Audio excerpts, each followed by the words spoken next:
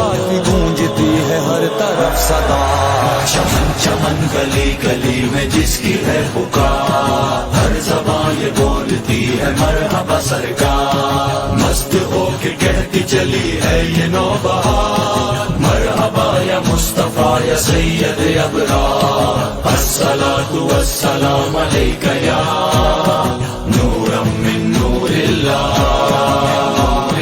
मरहबा या सैयदी। जी नाज़रीन, खानपुर न्यूज़ में हाज़िर आहियूं। समूरे मुल्क जियां खानपुर में भी ईद मिलादुन्नबी सल्लल्लाहु अलैहि वसल्लम रैली वॾे जोश ऐं जज़्बे सां निकिती।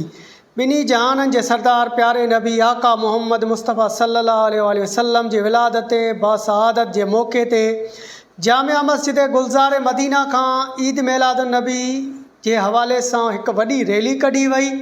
ईद मिलादुन्नबी रैली मौलाना अब्दुल ख़ालिक सिकंदरी, मौलाना शफ़ीक़ अहमद क़ादरी, आसिफ़ बलोच, महबूब बलोच, लुकमान बलोच, मुदस्सिर हज़ूरी बलोच ऐं ॿियनि जी अॻुवाणीअ में रैली कढी वई, जंहिंमें हाजी ओश मोहम्मद सेठार, मजलिस वहदतुल मुस्लिमीन अॻुवाण, असगर अली सेठार, मीर खान बिजाराणी, परियल अबड़ो, बिलाल आराई, हाजी खुर्शीद अहमद बलोच, अमजद आराई, फ़कीर यासीन अबड़ो समेत सवें शहरनि शिरकत कई।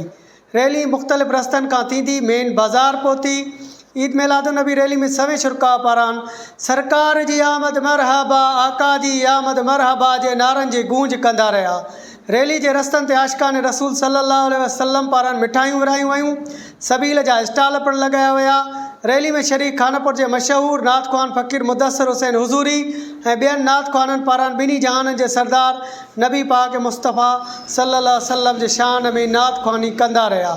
रैली जीअं UBL चौक ते पहुती त आलम सगोरन मौलाना शफ़ीक़ अहमद क़ादरी ऐं ॿियनि पारान प्यारे नबी मोहम्मद मुस्तफ़ा सल्लल्लाहु अलैहि वसल्लम जी ज़िंदगी ऐं सीरत ते रोशनी विधी वई। ॿिए तरफ़ वरी ईद मिलादुन्नबी सल्लल्लाहु अलैहि वसल्लम जे सिलसिले में निकितल रैली जे रस्तनि ते पब्लिक हेल्थ खाते जी पाइप लाइन फाटण सबबि गंदो पाणी रस्तनि ते ई बीठो रहियो, जॾहिं त टाउन इंतिज़ामिया पारान बि सफ़ाईअ जा इंतिज़ाम अणपूरा रहिया। शहर जो समूरो गंद जो ढेर जे नज़र में तब्दील अची रहियो, जंहिं सबबि रैली में शुरका खे ॾुखियाईनि खे मुंहुं ॾियणो पियो।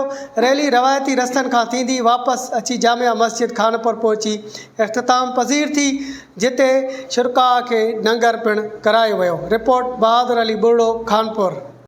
मरहबा की गूंजती है हर तरफ सदा। चमन चमन गली गली में जिसकी है पुकार, हर ज़बान ये बोलती है मरहबा सरकार। मस्त होके कहती चली है ये